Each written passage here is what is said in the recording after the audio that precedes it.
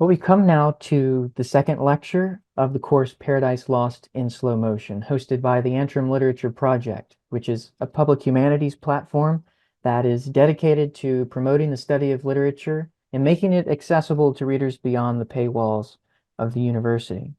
I'm joined over Zoom this evening with students of the course.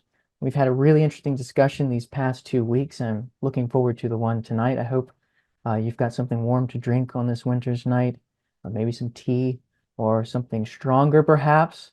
But most of all, I hope you have your books with you. Last week we performed some close reading on Satan's Lines from Book 1. And now I want to give some distant readings on the Synod of Hell, to take in large Hell's debate about their ongoing war with heaven.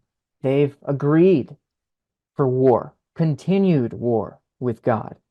How they'll go about it, they're going to decide. And it's good to use what T.R. Hinn calls the microscope and telescope of criticism. You want to modulate your perspectives to take in the whole circumference of literary greatness. And this will be an exploration of the reading process. I want to talk about what the reading process is for Milton, what happens to us consciously and unconsciously in the process of reading, which to some extent for Milton is a moral exercise. So reading him, he wants you to engage that critical power of the mind. Now in Book 2, we find Satan seated on a newly crafted throne in Pandemonium. He's among the most powerful angels that make up this council. And it's in this book where we hear about the great plan to sabotage humanity. Beelzebub, Satan's mouthpiece, proposes the plan. Interestingly, Satan isn't the one to say it, it's Beelzebub, and asks who will go on this lonely voyage of discovery to find this planet where the humans live. And no one dares speak up until Satan steps up and says he'll go. So he goes out of hell, he discovers hell's gates, passes through, sees his daughter wife Sin giving birth to his son Death with this interesting allegorical encounter, and then he goes through the gulf between heaven and earth. Gulf between heaven and hell, rather, and chaos directs him to the new world he seeks. And the book concludes with Satan hieing onward towards us. Now, in this lecture, I want to think about how the act of reading is a process of untangling good and evil. Hell and earth. Hell and earth are mingled and intermixed, as the Miltonic narrator tells us after Beelzebub's speech. And I'm interested in how the critical process begins to shift as we're reading Book 2. And I do so cautiously, recognizing that many readers, and perhaps yourselves, have had different experiences regarding your attraction or repulsion to the character Satan. Speaking from the seat of my own reading experiences, I feel as though in Book 2, Satan begins to unravel. The heroic tapestry begins to fall apart, partly through the reappearance of the Miltonic Bard narrator, the muse-inspired speaker, whose voice has been comparatively silent and restrained. So much so that when this poet-speaker begins to speak and talk about Satan and the devils, I almost suspect him of foul play, as though he's editorializing. And it's what's the opposite of harmonious? Cacophonous. There's this lack of symmetry that's introduced. Now, two things begin to happen in Book 2. The first is that the voices of hell begin to sound more sinister than they did in Book 1.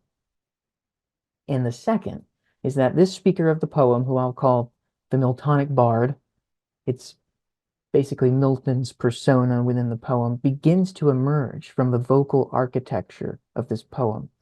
In Book 1, he was withdrawn, letting Satan work his powerful rhetoric. But in Book 2, the Miltonic Bard begins to speak, and it's the way that his speaking with the devils speaking, and his descriptions begin to introduce this untangling process. Now, where did we find Satan at the outset of Book 2? Turn with me to verses 1 through 10 of Book 2. And you might have the Dartmouth Milton reading room version, which I can pull up for us. I think that would make things easier for people on YouTube. Oh, here comes Charlotte. Okay.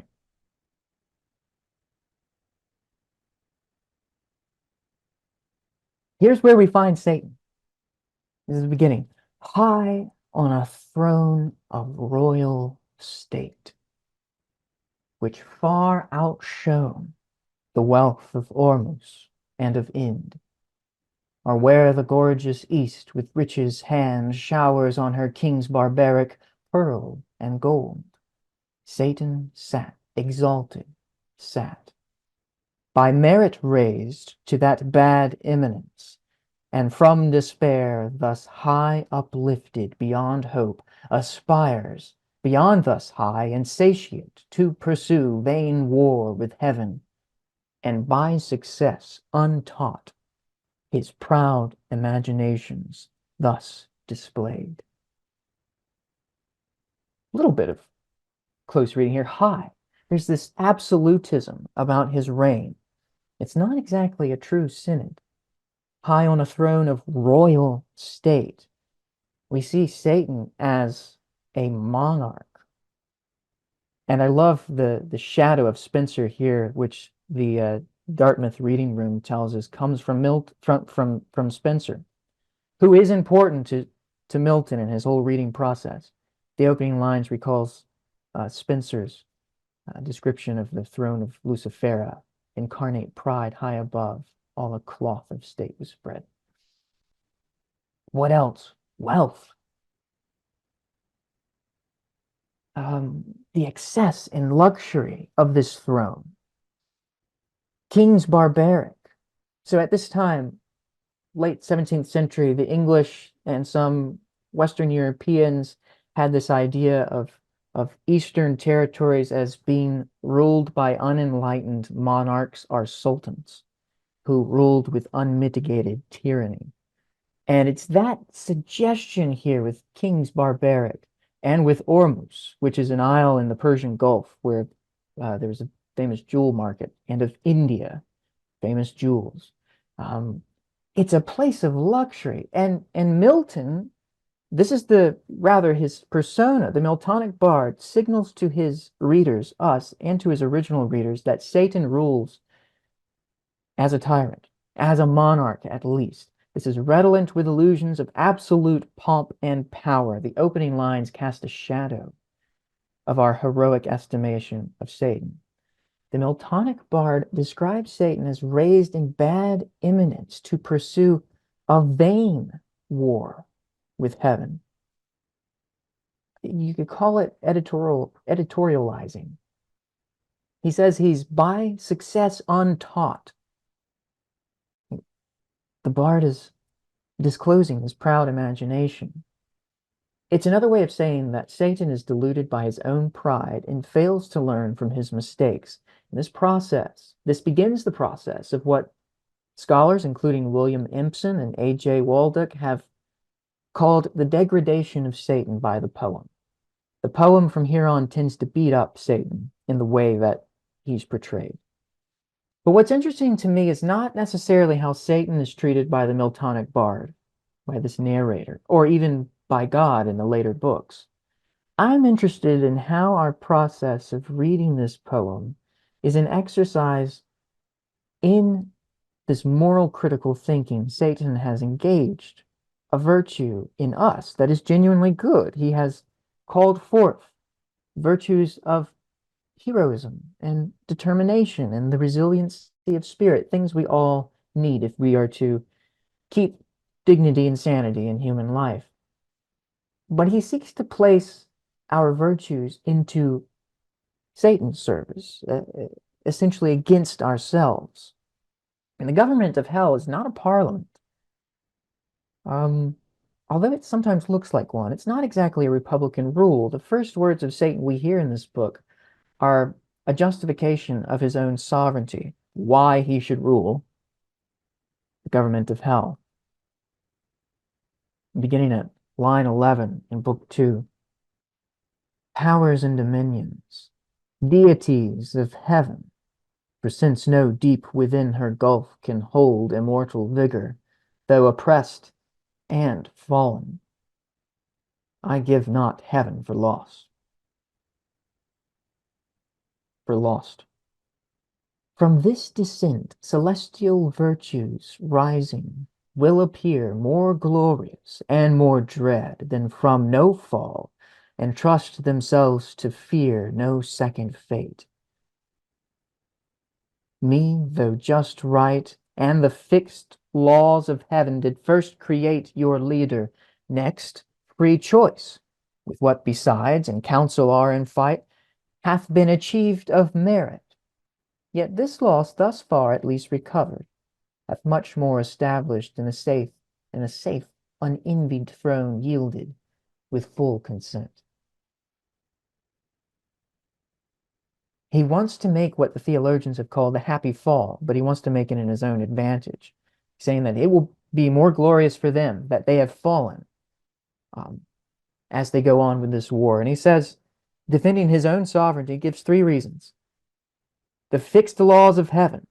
It was predetermined, he says, by God that I should be your leader. Next, free choice. Basically, you chose me. He has their full consent of his right. And then thirdly, our third, let's see, where is it? Create your leader. In council or in fight hath been achieved of merit. He's the strongest, he's the smartest, he's the most valiant. It stands to reason that he's the one supreme. So this justifies his kingship as predetermined, freely given to him by his peers, and because of his military prowess. It has the semblance of free discourse, but this is how he opens the discourse. He's going to open the floor now to the highest devils. It's going to open it to debate, asking, and by what best way, whether of open war or of covert guile, we now debate, who can advise may speak.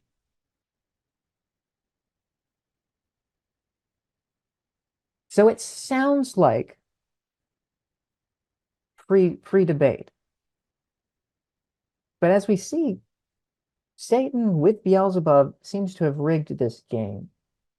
The first to speak is Moloch, who appears in the Old Testament. Readers of the Bible recognize him as a horrible god.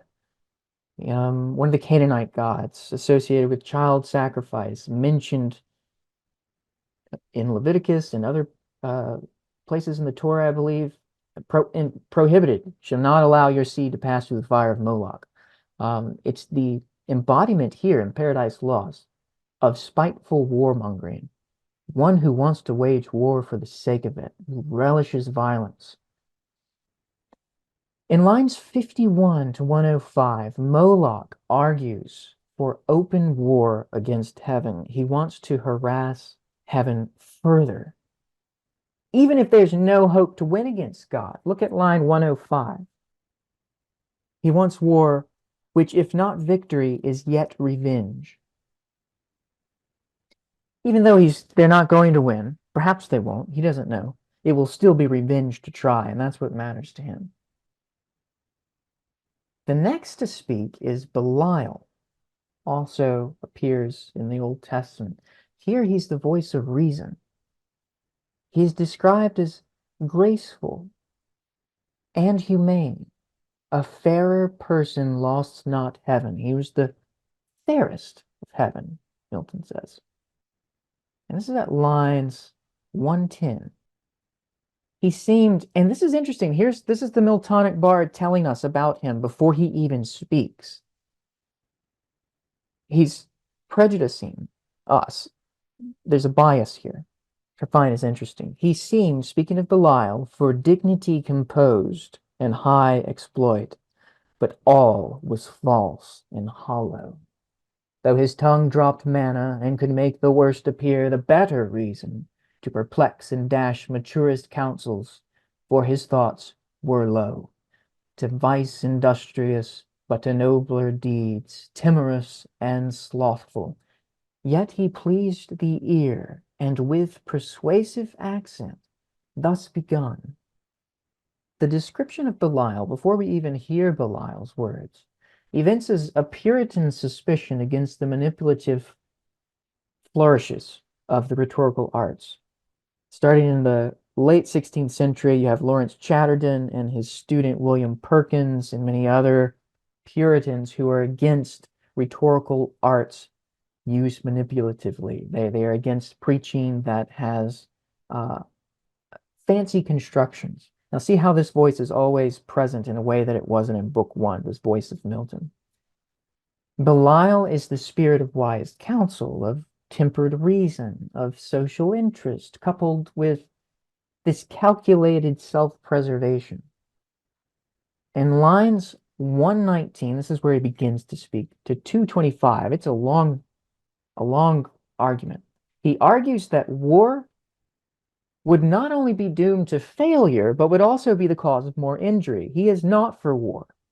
He's arguing against Moloch. He says that if we behave ourselves here and simply make hell more inhabitable, its tortures would grow more tolerable, and perhaps God would relent his punishment if we do not provoke him further.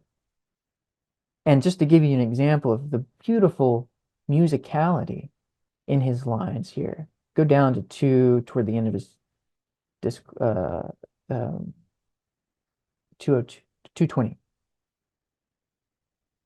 Yeah, listen to the music of this.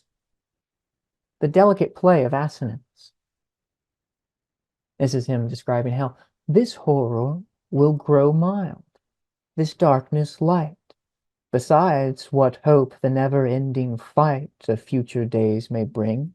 You notice that? This is one of the few rhymes in the poem. A heroic couplet here. This darkness light, never-ending flight. And then the F sound, the beautiful alliterations that are tinkling throughout flight of future days may bring. And in this chiming, what chance, what change worth waiting, since our present lot appears, for happy though but ill, for ill not worst, if we procure not to ourselves more woe. Again, linking worst and woe, chance and change. Alliteration, worth waiting. The W there, that wah, and then we have the plosive P, appears, finally fulfilling in happy and procure for ourselves. And the woe resolving in that final, or the W resolving in that final word, woe, at the end of his discourse, right at the end of his period. Musical. And this is how the poetry is enacting the delicacy of his art and his persuasiveness. So that's Belial. But then Mammon speaks, and we all know this spirit. It's the spirit of self-interest. He is the reasoned individualist within us all, the one who does not bother about social injustice that does not concern him, nor any matter that is of no concern to him. He's the spirit of complacency and resignation. In the New Testament, he represents money and ambition. In the Gospels, Jesus warns his disciples, he says, you cannot serve both God and mammon. And he's the one who will never be provoked into action by anything other than self-injury or self-interest. And in lines 229 to 283, he responds to Belial's idea. I just want to move down to 237. And this is him entertaining the idea, well, what if God did say, okay, you behaved yourselves well, you gave up, now I'm going to offer grace. And Mammon addresses this. He says, suppose he should relent and publish grace to all, on promise made of new subjection. With what eyes could we stand in his presence humble, and receive strict laws imposed to celebrate his throne with warbled hymns, and to his Godhead sing forced hallelujahs, while he lordly sits or envied sovereign, and his altar breathes ambrosial odors and ambrosial flowers are servile offerings. Forced hallelujahs. Notice that spondy right here at the beginning of this line. It's forced where the meter should be iambic. Forced hallelujahs. Hallelujahs. Our servile offerings. This must be our task in heaven. This our delight. How wearisome eternity so spent in worship paid to whom we hate. Let us not then pursue by force impossible, by leave obtained unacceptable, though in heaven our state of splendid vassalage, but rather seek our own good from ourselves and from our own lives, and from our own live to ourselves, though in this vast recess, free and to none accountable, preferring hard liberty before an easy yoke of servile pomp.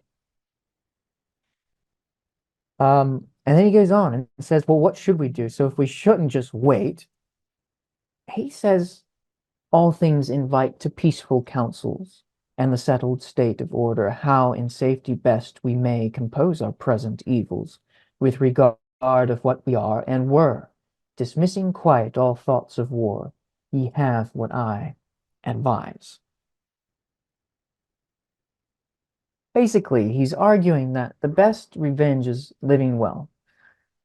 Let us build up our kingdom here. Become comfortable. Mammon is for peace and for retirement, and this seems to please the council best. There's a murmur throughout of assent. People think this is a great idea. The spirits, the devils, seem inclined to this more so than the first two. But then Beelzebub speaks. And we know Beelzebub. He was the first to be addressed by Satan in Book 1. He speaks lines 310 to 378.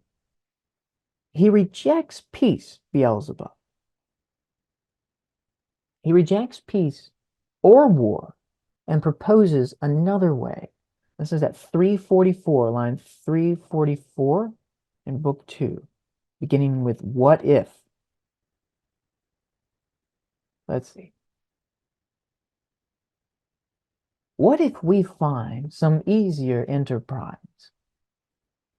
There is a place, if ancient and prophetic fame in heaven err not, another world, the happy seat of some new race called man, about this time to be created like to us, though less in power and excellence, but favored more of him who rules above. So was his will pronounced among the gods, and by an oath that shook heaven's whole circumference, confirmed. Thither let us bend all our thoughts, to learn what creatures there inhabit, of what mold or substance. Let us go figure out what this humankind is like. It's the substance here is very important, because the substance of humanity is material and spiritual, and it was by a material cause that affected the fall, the mortal taste. It was bodily. And so it's through that substance that they will eventually infiltrate this world and perpetuate the fall. Or substance, how endued with what their power, and where their weakness, how attempted best by force or subtlety. Though heaven be shut, and heaven's high arbiter sit secure in his own strength, this place may lie exposed, the utmost border of his kingdom, left to their defense who hold it. Here, perhaps, some advantageous act may be achieved by sudden onset, either with hell fire to waste his whole creation, or possess all as our own, and drive as we were driven the puny inhabitants. Or if not drive, seduce them to our party, that their God may prove their foe, and with repenting hand abolish his own works. It's interesting why Beelzebub is the one to speak. I think on some level, it's playing into this whole charade of republicanism, of a parliamentary debate. Satan has set this up, I think. But there's also the tradition of Beelzebub as as the nastiest devil in Christian theology. And he's one, according to Jerome, in one tradition, he's also called, Beelzebub is also called the Lord of the Flies. That's what his name means in Hebrew. But according to Jerome and some of the traditions, the writers who followed after, Beelzebub is characterized by his utter hatred of humankind. And you can see this here. What does he find so despicable about these potential inhabitants, the puny inhabitants? They're weak. Perhaps also jealousy that the Almighty arbitrator loves them more than the angels. He wants to incur the wrath of God against humans, just as it was incurred against themselves. This would surpass common revenge and interrupt his joy in our confusion, and our joy upraise in his disturbance when his darling sons, hurled headlong to partake with us, shall curse their frail original and faded bliss, faded so soon. And I assumed that the frail original meant Adam. Yeah, okay. But I was thinking there for a moment it might mean God, but no. Because how could the Almighty be frail? Um, it's an interesting euphemism. Advise if this be worth attempting, or to sit in darkness here, hatching vain empires. I love this little dig he gives at Mammon here. You want to sit around building sandcastles down here, or do you want to go to war and do something that really matters? And he's also attacking criticizing those who thought it was a good idea to just stay around and delve for their own self-interest. Now listen to what the poet says. Listen to what the Miltonic Bard, the speaker, says of these lines, or of Beelzebub when he speaks. This is that line 378. And it goes to 389. Thus Beelzebub pleaded his devilish counsel, first devised by Satan, and in part proposed. For whence but from the author of all ill could spring so deep a malice, to confound the race of mankind in one root, and earth with hell to mingle and involve, done all to spite the great Creator. This is where I'm back on the same page with the Miltonic Bard in my reading experience, I think. Because after you hear Beelzebub, you think, before you're kind of cheering them on, or you might be sympathetic or just amused by the rhetoric. But then you get to it, you realize, oh, wait, they're coming for us. And this biased description here, devilish counsel, first devised from the author of all ill could speak, malice. These are moral words he's using here.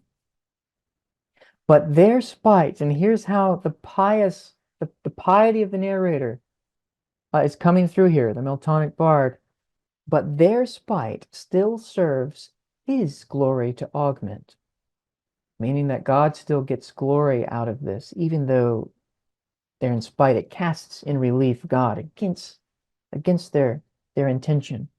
The bold design pleased highly those infernal states, and joy sparkled in all their eyes. With full assent they vote. Now this is interesting when the speaker says this, but their spite still serves his glory to augment. If you go to book 1, keep your finger there, because we'll come back. Something I want to note about this passage too before we move on. Book 1, lines 162. It's when Satan is speaking to Beelzebub. Beginning at verse 162, going to 168. Satan says, "If then his providence out of our evils seek to bring forth good, our labor must be to pervert that in, and out of good still to find means of evil, which ofttimes may succeed, so as perhaps shall grieve him, if I fail not, and disturb his inmost counsels from their destined aim." You see, this has been a part of the plan. This is the main goal. This is what the open war against heaven is all about now. Grieving the Almighty and perverting his attempts to bring forth good out of their evil. Now, I do want to go back to what's on the screen from Book 2. Earth and heaven to mingle and involve. That's what they want to do. As readers, we know that this mission was successful within Milton's mind and the whole Christian tradition in which this was originally consumed. This mission was successful, which means that we readers are already living in this world in which hell is mingled with earth. Milton wants to uninvolve, to extricate hell and heaven, and that process is arduous. The activity of reading this poem is the act of untangling hell from earth and what has done. And it's a critical process. He says in a letter, repairing the ruins of our parents' fall is what education is partly about. And here it's not so much repair, it's the extrication, which happens through reading, which is a kind of education. And what's interesting here is how the poem is constantly putting that critical process into action. And the necessity of this critical process is key. People often talk, if this poem is taught, Paradise Lost, it's usually always brought up. This famous passage that I'm going to show you from Areopagitica, which was Milton's long tract, published in 1644, probably the greatest work on free press and free speech, the benefits of it. That's what the tract was about in 1644. But in it, he also describes this whole process of hell being intermingled. And I just want to share that passage here. Let me slideshow. It's long, but I think this is going to tie it all together for us. Good and evil, we know, in the field of this world, grow up together almost inseparably. And the knowledge of good is so involved and interwoven with the knowledge of evil, and in so many cunning resemblances hardly to be discerned, that those confused seeds which were imposed on Psyche as an incessant labor to cull out and sort asunder were not more intermixed. It was from out of the rind of one apple tasted that the knowledge of good and evil, as two twins cleaving together, leapt forth into the world. And perhaps this is that doom which Adam fell into of knowing evil, good and evil. That is to say, of knowing good by evil. As therefore the state of man now is, what wisdom can there be to choose what continence to forbear without the knowledge of evil?